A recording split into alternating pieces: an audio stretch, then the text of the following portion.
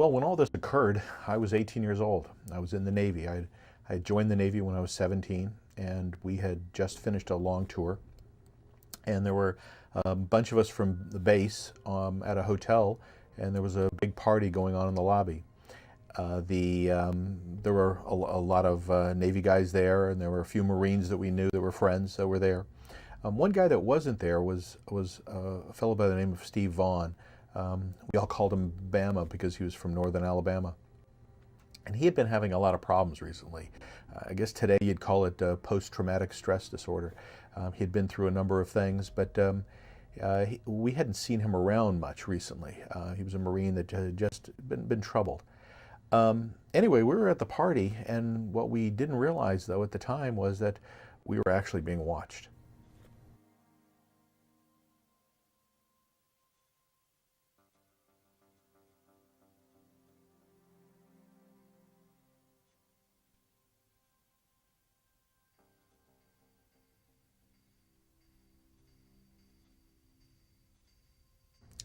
Um, outside the hotel, we found later on, because of somebody that saw him, was Steve.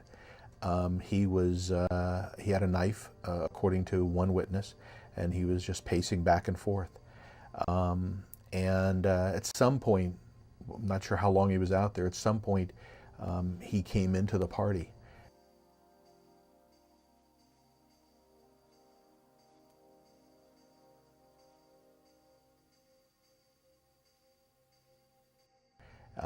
And he started slashing at a few people.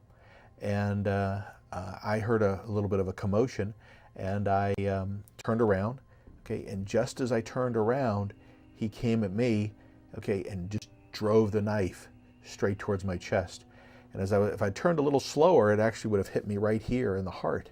But I turned enough, and it actually ended up hitting me over here in the lung and punctured a lung. I actually hadn't realized I was stabbed. You see, what happens is when you get a sharp knife like that, a switchblade, as it goes in, you end up just not feeling anything. It's so sharp that as it enters the body, it's like a hot knife going through butter. Because you go into shock right away, you don't really even feel any pain. And so I started moving down, and all of a sudden I found myself slumping up against a wall. And I looked down, and I could see blood underneath my shirt, just seeping underneath my shirt. And then I ended up collapsing.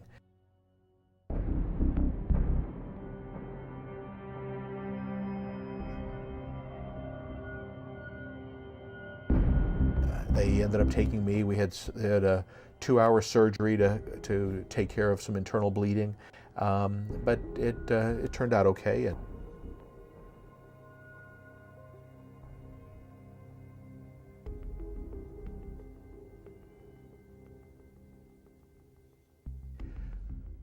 well, the reason I made it, I think, was in the end the luck. It was just the way my body turned. If I hadn't turned a little bit sooner, it would have hit me in the heart. And so I think maybe, luck does play a factor. And I guess what I learned from all of this was to appreciate life. At a young age, I was fortunate enough, I felt I could live forever at that time, and you realized you can't. And so you start looking at life differently. You start appreciating things differently. It's a lot of it's about just the people you're around, and focusing on that.